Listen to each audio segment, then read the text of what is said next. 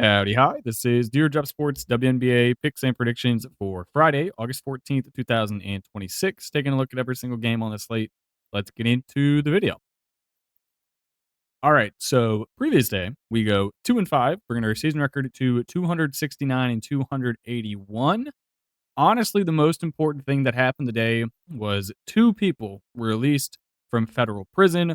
Arike Gumbawale gets let out. Lynn Roberts, they are both moved to the banned list. We had to make a whole lot of room for the entire New York Liberty team and coaching staff. I have never, in the maybe 3 years, I've been semi seriously paying attention to the WNBA. I have never seen a lead choked that hard in the final half of the game. That was unreal. Chris DeMarco probably should not be a WNBA head coach. And I saw a few articles online talking about how Sabrina Ionescu was left off of what's the tournament going on in like 2 weeks. There's a tournament going on overseas. It might be FIBA World Cup or something. Anyway, USA has a roster that's going, and Sabrina was left off. Instead, they included Caitlin Clark, Paige Beckers in the backcourt, and then they added Angel Reese down low, Ryan Howard, all of those people, but no Sabrina. I think you can look at tonight's game and be like, yeah, this is probably why you're not on the roster. Also, you've just been injured. So like, holy God, that team is horrible. The fact they won the game was lucky enough, but to be up 28 points and almost lose outright is absurd. I'll recap the winners real quick, then we'll get on to the two games got for tomorrow. We had the under 174.5 Atlanta Dream on the road at the Connecticut Sun. Final score of that game 104-69. So this was close as it lands on 173. Dream shot 54% from deep. The most important part, and the only reason why this game was even close to going over, there were a total of 61 free throws attempted. 61. Fouls committed in this game, 47. It is a 40-minute game of basketball, and this is why no one watches your sport. With the Mystics plus 7.5, we needed every single point of this. They lose the game, 76-83, but we get the cover. If you got the worst number, you are not pleased because this closed at 5.5 for the Vegas Aces. Thank God I got the 7.5. Losers, we had the Connecticut Sun. Honestly, not much you can do when the opposing team makes 14 3-pointers and also goes 32 of 36 from the charity stripe. It kind of is what it is. This is the game we got to talk about. Liberty minus 8.5, over 187.5. The over never stood a shot. The final score was 85-81. The Los Angeles Sparks won the final quarter of this game 40-18. You lose a 10-minute quarter by 22 points. The New York Liberty almost lose this game outright. They win the rebound battle. They win the turnover battle. They shoot 26% from deep, 43% from the field.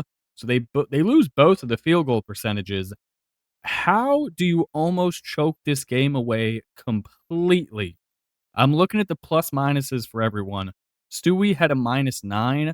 Sabrina had a -1. The only other person with the minus was Marine Farthiaw, who came off the bench. I don't know who the hell that is. But after looking at her, quite attractive. Shout out to you, Marine. But yeah, Liberty, you will be in federal prison for the rest of the season. 28 points was their largest lead in this game. 28. And they can't even cover 8.5. So that was ridiculous. We had the over in the Aces game. Never really stood a shot. Neither team could shoot the basketball. Mystics actually shot the ball pretty well. This must have just been a slow-paced game. DC also had 17 turnovers again. They got to find a point guard who won't turn it over 5 times per game. I like Georgia Amore, but I don't know if they should have gotten Plum. They should have gotten anyone. I would have traded for Skylar Diggins. Literally anyone. Then we had Layla Lacan, points, rebounds, and assists, over 18.5. She just didn't do anything. Like, she played 20 minutes in the game. That was the most out of any starter. She only shot the ball 3 times.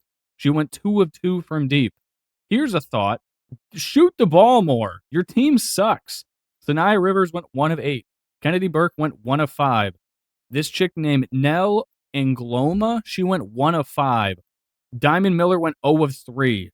And Olivia Nelson-Ododa went 1 of 5. Like, shoot the ball, Layla. You're the only one who can. And she just refuses to. So that was great. We lose that. And that is how we go 2 and 5. Honestly, could have been 0 and 7. So that is that. Let's get on to tomorrow. All right, so we only have 2 games today. It is the Indiana Fever hosting the Dallas Wings, but not really the Dallas Wings. Honestly, it's kind of the Dallas Wings of last year. And then we have the Storm at the Fire. I cannot be bothered to type up anything for 2 teams who are just horrible at basketball. So you do get garbage dumpster fire image. Have fun with that. First game, the only one really worth talking about. Indiana Fever are laying 7.5. If it was normal circumstances, I would definitely take the Wings plus the points, but it is not normal circumstances. Take a gander at that starting 5 for Dallas. Paige, Odyssey Sims, Enrique Gumbawale, Awak Kawir, and then Alana Smith. Fever starting 5, Clark, Mitchell, Hall, Billings, and Boston. So the injuries for the Dallas Wings, AZ Fudd and Jessica Shepard both ruled out. This is the second game. They're going to be missing them. So I guess you can make the argument maybe they were able to make some adjustments after their previous game at home to the Tempo, where they only won by 6. But they looked horrible in that fourth quarter.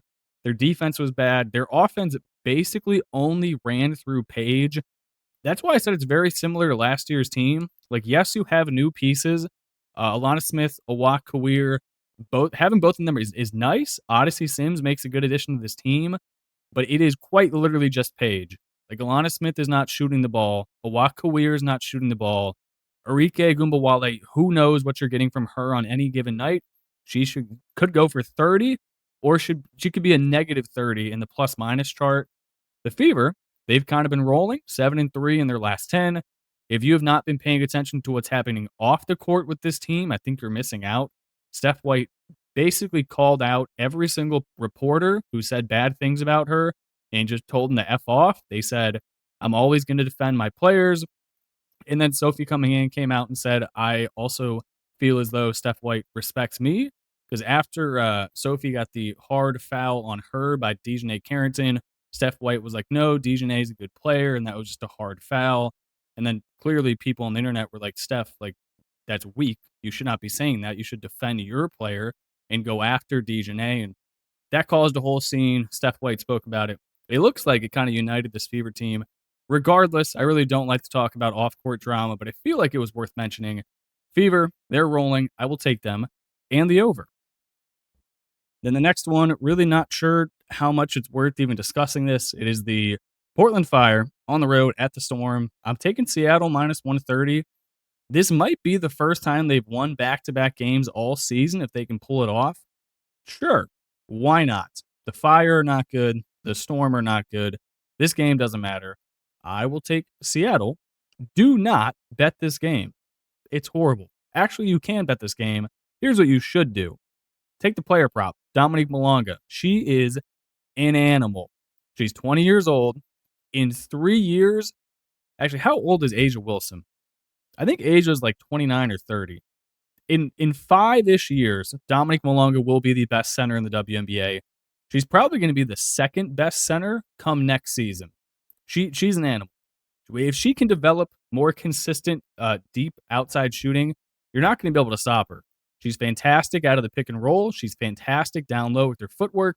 She's taller than most WNBA centers. She's 6'6", and she moves like she's 6'2". I like her. She's very good. I'm going to take her PRA over 31.5. All right, that is it. That is all I have. I appreciate you tuning in and watching. I will catch you in the next one. Peace.